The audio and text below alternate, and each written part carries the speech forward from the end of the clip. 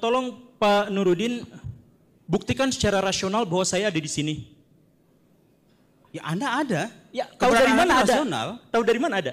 Ya ini indera saya melihat. Ya itu indera rasional. Ya, salah satu pengetahuan rasional itu, maaf Pak, sesuatu yang bersifat indrawi ada secara faktual itu ya rasional gitu loh.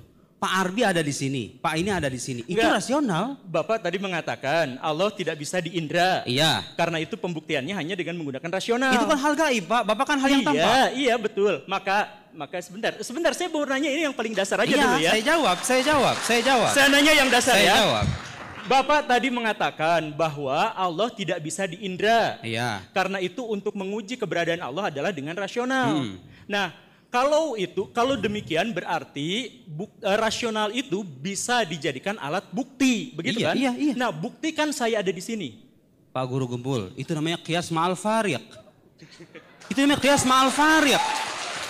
Pak Guru Gembul, Tuhan itu bersifat non-indrawi, Anda bersifat indrawi. Kita nggak berbicara soal Tuhan, kita berbicara pembuktian rasional dulu. Iya. Buktikan saya ada di sini secara rasional. Iya, satu, secara indrawi saya melihat Anda ada di sini. Rasio saya mengatakan bahwa Guru Gembul ada, konsep ada itu konsep rasional loh. Ya, gini, aduh. Iya, secara rasional dia ada, secara indrawi dia juga ada, gitu loh. Kan Allah nggak bisa diindra. Iya. Karena nggak bisa diindra, bagaimana cara kita merasionalisasikannya? Dengan sebab akibat yang tadi itu. Iya, betul. Benar kan? Iya. Berarti sebab akibat itu adalah bagian dari rasionalisme. Iya. Maka pertanyaan saya adalah kalau itu dianggap sebagai bukti untuk bisa membuktikan keberadaan Tuhan. Iya. Oke, ini jangan dulu ngomong Tuhan ya, jangan dulu ngomong soal Allah Subhanahu wa taala, jangan ngomong soal malaikat dan sebagainya. Ini soal pembuktian rasional. Iya. Coba buktikan secara rasional saya ada di sini. Ya ini semua saya menjawab, tolong jangan dipotong, Pak. Iya, buktikan, ya buktinya adalah. Ya sekarang saya jawab, tolong jangan dipotong ya. Oke. Saya jawab. Saya diizinkan jawab tidak? Tadi karena sudah ditawarkan untuk Oke. Iya. Mohon jangan dipotong ya. Mohon jangan dipotong. Moderator cukup jadi wasir. Sesuatu yang ada secara faktual, keberadaan Pak Gembul akan dikatakan rasional. Itu namanya mungkin, sesuatu yang mungkin gitu loh. Secara rasional saya nggak menolak keberadaan Anda. Ketika mengatakan, lihat, Guru Gembul ada, di sini ada subjek, ada predikat, ada namanya konsep ada. Loh, indrawi Anda tuh nggak bisa loh mandang konsep ada. Mana coba ada itu, di mana adanya? Guru Gembul ada itu, justifikasi Guru Gembul ada. Ya, indra saya melihat keberadaan beliau. Tapi konsep ada itu konsep filosofis loh. Iya. Harus melibatkan rasio. Indra saya hanya melihat apa yang tampak dari beliau ini gitu loh. Mengatakan beliau ada, itu konsep rasional. Di keberadaan Pak Guru Gembul ketika indra saya mengafirmasi ada di alam luar, rasio saya mengatakan ya dia ada karena dia punya realitas yang nyata ini begini gitu loh. Nah, beliau mengatakan, ini kan Tuhan bisa dibuktikan secara rasional. Sekarang buktikan saya rasional. Pak, itu namanya qiyas ma'al fariq. Tuhan itu secara non-indra, Tuhan itu non-indrawi, beliau itu bersifat indrawi. Oke, terima kasih. Maksud saya adalah tadi ya. Jadi kan Tuhan itu goib, kita sepakati bersama, tidak terindra. Oke? Tidak terindra. Karena itu satu-satunya jalan untuk bisa mengindra atau mengetahui Tuhan adalah melalui bukti rasionalisme. Karena indra tidak bisa. Iya. Betul ya? Iya, betul. Nah, artinya apa? Rasionalisme tidak bisa membuktikan apapun tanpa indra. Gitu kan? Oh, kok begitu? Kok dibalik? Ya iyalah. Coba ulang premisnya. Saya belum ngomong ke sana. Coba ulang premisnya. Oh, tenang, Oke? tenang. Coba ulang premisnya. Tenang penonton, silakan. Oke. Tuhan tidak bisa diindra. Sepakat ya? Sepakat. Karena itu jalan satu-satunya untuk membuktikan Tuhan adalah dengan rasio. Betul kan? Betul ya? Sepakat ya? Oke. Karena itu berarti rasio itu tergantung pada sesuatu yang diindra. Karena apa? Enggak, Pak. Kebalik logikanya. Kebalik apanya? Loh. Ya udah. Oh, silakan. Jadi sebentar. Ya. Saya ulang lagi dari yang. Oke, saya ulang lagi ya. Ini saya bingung siapa sih yang jadi gini nih ya.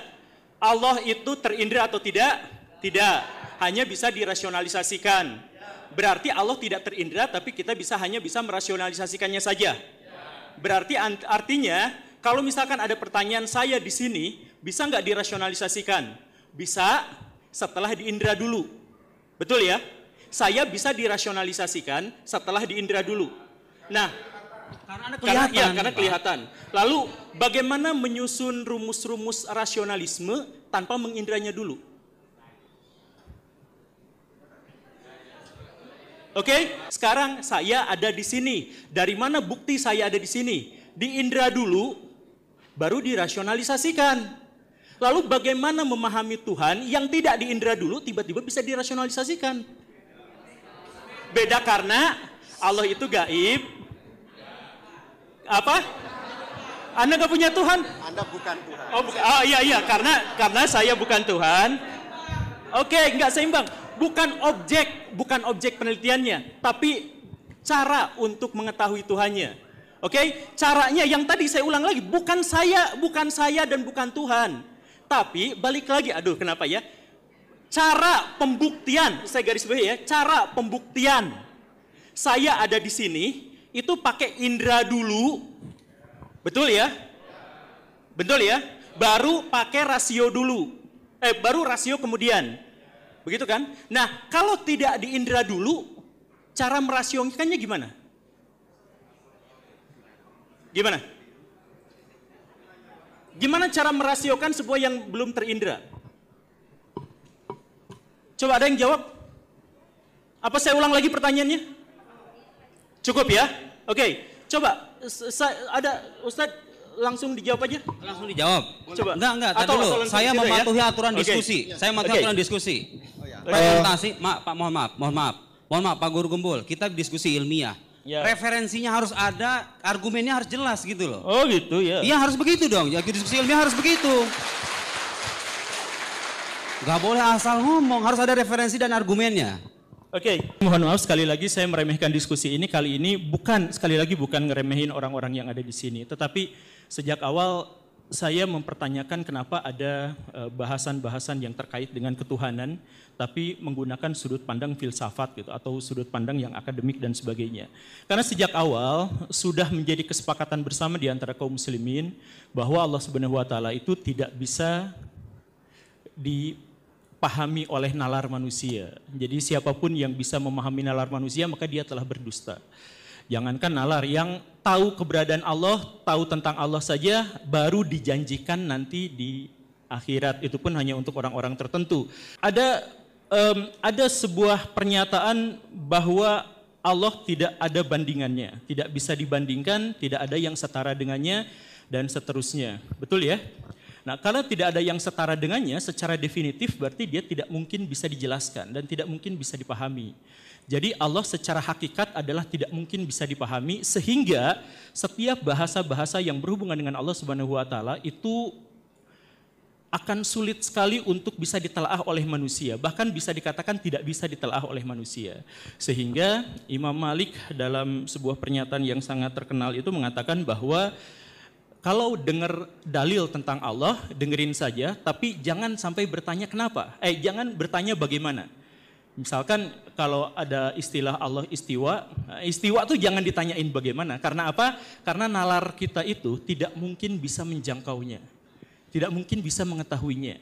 Dan karena itu, maka ada sebuah hadis yang sebenarnya tidak sahih, tapi ini banyak digunakan sebagai sandaran bahwa Allah itu didekati zatnya saja, bicarakan tentang ciptaan-ciptaan Allah, tentang tanda-tanda Allah, tapi jangan membicarakan tentang zatnya.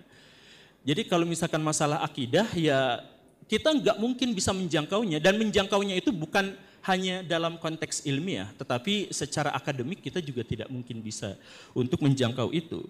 Kenapa? Ya saya pikir sekali lagi kita sudah sepakati itu, bahwa Allah tidak mungkin bisa dinalar, tidak mungkin bisa dipahami, dan tidak mungkin bisa dibayangkan. Ketika ada debat ilmiah, apakah akidah itu bisa diilmiahkan dan lain sebagainya, ya saya bertanya-tanya, karena justru yang menjadi masalah utama di antara kaum muslimin itu adalah soal kenapa kaum muslimin tidak mengikuti perintah Allah terkait dengan Yang dipelajari itu adalah ciptaan-ciptaannya saja, bukan yang dipelajarinya itu adalah zat Allahnya saja. Zat Allahnya saja itu tidak mungkin bisa kita gapai. Jadi kalau misalkan tadi ada pernyataan Allah itu bisa dirasionalisasikan. Demi Allah tidak akan pernah meragukan tentang Allah Subhanahu wa taala. Tapi untuk menjadi tidak meragukan kepada Allah Subhanahu wa taala, tinggalkan metode ilmiah. Karena yang ilmiah-ilmiah itu gak benar. Terima kasih. Assalamualaikum warahmatullahi wabarakatuh. Tanggap dari Pak Nurdin ke Pak Guru Gembul. Silahkan. 10 menit. Terus saya sangat kecewa pada kesempatan kali ini. Kita berharap ada debat intelektual berbasis pada referensi dan argumentasi, tapi seperti Anda lihat, beliau tidak memaparkan satu referensi pun, baik dari tradisi kesarjanaan Islam maupun tradisi kesarjanaan Barat. Saya belum memaparkan semuanya, hadirin. Tadi saya agak kecewa ketika beliau menyimpulkan, itu kan dasarnya teologi. Loh, saya ini baca buku filsafat, sekolah jurusan filsafat 9 tahun. Mohon maaf Pak Guru Gembul, jangan sembarangan mentang-mentang bahasa Arab terus teologi begitu. Enggak. Kitab yang saya kutip itu judulnya saudara-saudara sekalian, Falsafatuna. Filsafat kami, itu buku filsafat. Beliau bicara panjang lebar tentang kita harus memerhatikan yang lebih penting. Tentang bicara ekonomi, politik. Siapa yang mengingkari sih? Kalau pembicaraan kayak gitu penting, siapa yang mengingkari? Likulli maqam maqal. Setiap makom itu ya ada perkataan yang pas. Kita lagi debat masalah ini, yang gak usah bicara panjang lebar kemana-mana gitu loh. Itulah pentingnya belajar ilmu debat, saudara-saudara sekalian. Biar Anda tahu bagaimana caranya memposisikan mahal niza. Ini namanya mu'allil, ini namanya sa'il, ini klaim, ini bantahan atas klaim. Beliau tidak mengklaim sama sekali apa yang saya paparkan tadi. Hanya bicara panjang lebar ke sana kemari tidak tanpa menyinggung jantung persoalannya. Saya tadi mengatakan ini kita lagi bahas akidah Islam itu bisa enggak dibuktikan secara ilmiah. Dari tadi saya ngomong itu Pak. Jangan dipotong, jangan dipotong. Jangan dipotong. Kita bukan netizen, mohon maaf. Kita lagi belajar di akademisi gitu loh. Tolong kita jaga adab intelektual ya. Nanti ada Bapak sendiri ada bagiannya. Kemudian beliau bicara tentang Al-Ghazali. Al-Ghazali katanya bertobat dari ilmu kalam. Pak, coba baca langsung bukunya. Perlu gak saya bacain Al-Munki Minad Dolal? Kasih saya satu ungkapan Al-Ghazali mengingkari keabsahan ilmu kalam. Secara metode keilmuan. Al-Ghazali imamul mutakallimin. Al-Ghazali imamnya para teolog gitu loh. Nah lihat sini. Ya, beliau bicara gak pakai referensi kan? Saya bicara referensi. Beliau tadi mengatakan zat Allah itu tidak bisa diketahui. Pak, dari dulu para teolog udah mengatakan begitu. Jangankan para teolog, Nabi pun gak tahu hakikat Allah itu. Dan itu tidak mengenai keagungan Nabi loh ya. Kenapa? Karena kalau hakikat Allah itu diketahui, Allah terbatas dong kalau begitu. Jadi semua teolog sepakat hakikat Allah itu tidak diketahui. Tapi itu tidak berarti menghalangi kita untuk memahami dan mengenal Allah melalui sifatnya. Berdasarkan metode rasional yang kita pahami dan wahyu yang terpercaya. Oke, beliau nggak pakai referensi kan? Saya pakai referensi. Dari mana itu ungkapan? Oke, ini namanya kajian ilmiah kayak begini nih. Referensinya jelas gitu loh. Beliau dari mana referensinya? Saya juga nggak paham. Oke, lihat nih Al-Amidi mengatakan. Jadi zat Allah itu memang iya hakikatnya nggak bisa diketahui. Nggak usah panjang lebar mengatakan begitu. Tsumma tasawwuru syai', penggambaran terhadap sesuatu, saudara-saudara sekalian, taratan yakunu bi tasawwur dzatiyatihi, terkadang digambarkan dengan esensinya, wa muqawimatihi, dan pembeda-pembeda diferensinya gitu kira-kira ya, esensinya ingkana murakkaban, kalau dia tersusun. Ada genus, ada diferensia gitu kan, Anda belajar logika kan? Kadang manusia, apa itu manusia? Hayawan natik, rational animal. Hewan yang berpikir. Itu tuh, kadang-kadang begitu tuh. Wataratan bitasawur khawasihi walawazimi. Terkadang penggambaran sesuatu itu digambarkan dengan kekhasannya, sifat-sifat khasnya. Walawazimihi dan konsekuensi-konsekuensinya. Wasawaun kana murakkaban aw basitan. Lakin dzat wajibil wujud, tetapi Allah Subhanahu wa taala wajibul wujud basito. Dia tidak tersusun. Karena itu enggak ada genusnya, enggak ada diferensianya. Ghairu murakkabah kama yati fatasawwuruha la yakun bitariqil awal bal bitsani. Jadi mengetahui Allah itu tidak dengan esensinya, tapi dengan cara mengetahui kekhasan sifatnya, konsekuensinya. Coba Kalau Allah itu menciptakan alam semesta ini, masa dia nggak berkuasa sih? Dia berkuasa dong. Ini rasio kita mengatakan begitu loh. Dan agama datang dengan teks yang mengatakan Allah Maha Kuasa. Itu mengenal Allah dengan sifatnya, bukan dengan zatnya. Nggak ada teolog itu sepanjang zaman mengatakan kita ingin menyampaikan hakikat Allah. Enggak. Kita ingin menyampaikan awal wajib alal insan, kewajiban pertama bagi manusia itu mengenal Allah. Kalau beliau kebalikannya. Allah nggak bisa diketahui, ngomong panjang lebar ke sana kemari. Loh teolog di mana-mana ngomongnya begitu. Kewajiban pertama itu mengenal Allah. Pak, betul kemajuan saintifik itu penting. Tapi kita kan akan mati loh. Kita ketemu Tuhan loh. Anda kalau nggak percaya Tuhan sejak di dunia, amal Anda bisa sia-sia loh. Jangan abaikan juga pentingnya akidah itu. Anda harus punya pemahaman yang benar tentang Tuhan itu. Makanya kita berdebat nih. Tuhan tuh ada apa enggak gitu loh. Kalau dia ada, bukti ilmiahnya apa? Itu pertanyaan rasional. Bagaimana Anda meyakinkan orang atas bahwa Tuhan ada kalau Anda tidak bisa membuktikan, tidak punya metode ilmiah yang bisa diuji bersama-sama. Bisa diuji loh bersama-sama. Metode rasional itu. Dan beliau tidak memaparkan kritik sama sekali gitu ya. Nah, sekarang saya ingin mengatakan ungkapan Al-Ghazali yang beliau katakan katanya bertobat dari ilmu kalam. Al-Ghazali itu bukan bertobat dari ilmu kalam, Pak. Beliau dalam pengalaman spiritualnya sampai pada kesimpulan bahwa keimanan para sufi itu level keimanan tertinggi gitu loh. Enggak menafikan bahwa para teologi itu punya manhaj yang sahih. Nanti saya bacakan mungkin minat kalau saya punya waktu. Dibaca referensi aslinya gitu loh, jangan buku terjemahan. Langsung Pak, saya bacakan referensi aslinya nih. Mungkin minat dolal ya. Summa ini ibtada'tu bi ilmil kalam fahassaltuhu wa aqaltuhu wa tala'tu kutubal mutahaqqiqina minhum wa sannaftu fihi. Dia mengarang Al-Ghazali. Ma aradtu an usannifa fa sadaqtuhu ilman wafiyan bi maqsudihi. Ayo artinya apa itu Bang Gumbul? Tidak hafal. Iya, makanya jangan bicara akidah kalau belum baca referensinya. Itu dong ilmiahnya begitu dong. Di mana-mana kajian ilmiah itu harus baca dulu baru menghukumi. Bukan ngomong dulu data belakangan, kebalik. Kita baca dulu referensinya gitu loh. Jadi beliau mengatakan ilmu kalam itu bisa memenuhi tujuannya, yaitu apa? Hifadz aqidati ahli sunnah, menjaga akidah ahli sunnah. Dan memang itu tujuan kita kok. Kita tidak sedang mengajak Anda untuk memahami hakikat Tuhan. Kita mengajak Anda untuk mengenal Tuhan berdasarkan ala hasab qadar taqwa basyari, ala hasab taqwa basyariah, berdasarkan kemampuan manusia dan referensi-referensi yang bertanggung jawab kesahihannya. Ilmiah itu artinya apa sih? Bersandar pada ilmu. Itu loh. Belum mengatakan Tuhan itu saya bisa membuktikan Tuhan, tapi tidak dengan metode rasional, tidak dengan empiris. Terus dengan apa gitu loh? Oh ya, saya mau komentari itu yang Mas itu. Mas, saya itu serius menanggapi Guru Gumbul, tahu nggak kenapa?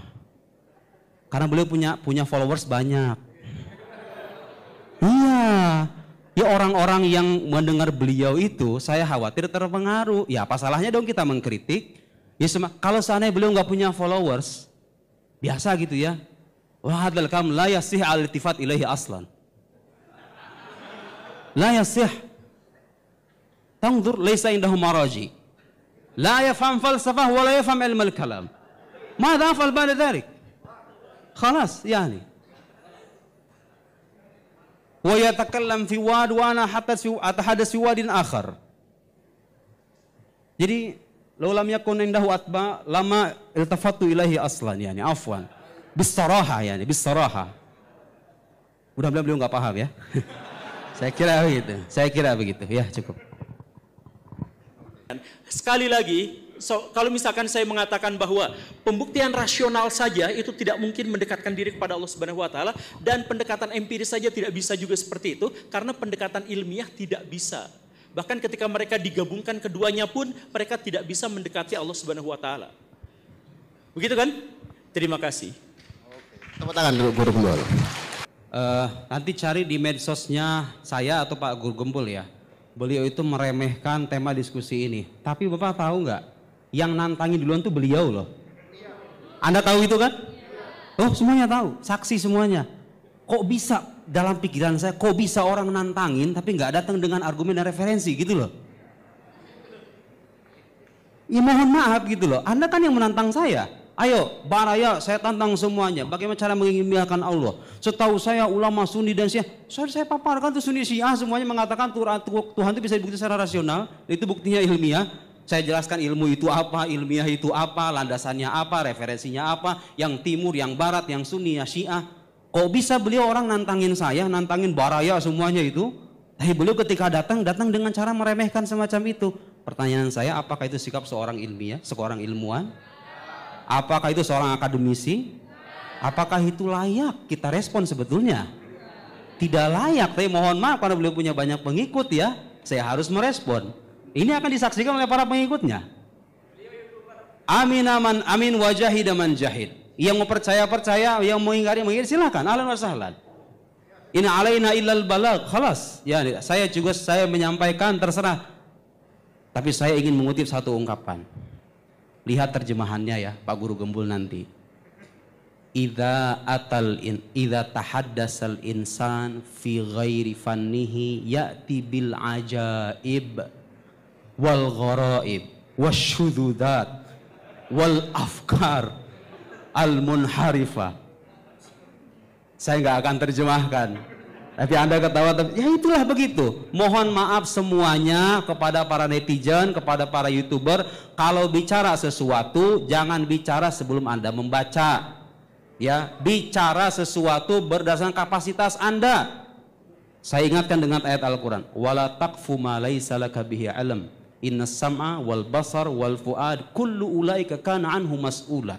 Jangan ikuti apa yang kalian nggak tahu. Jangan ngomong kalau nggak tahu. Nggak tahu akidah, nggak belajar akidah, nggak baca referensi utama, kok ngomong bicara akidah tidak ilmiah, Tuhan itu ada atau tidak sama saja. Begini menurut saya akidah versi saya. Ya salam. Betapa nikmatnya netizen zaman sekarang ya. Terus apa kabar yang kuliahan tahun-tahun itu? Tidak ada orang mengatakan akidah tidak ilmiah. Saya membayangkan ini seorang pembaharu abad 21 gitu loh. Ya salam, ternyata yang kita saksikan hanyalah asumsi dan pendapat pribadi saja. Mudah-mudahan ini sudah menjelaskan bagi semuanya.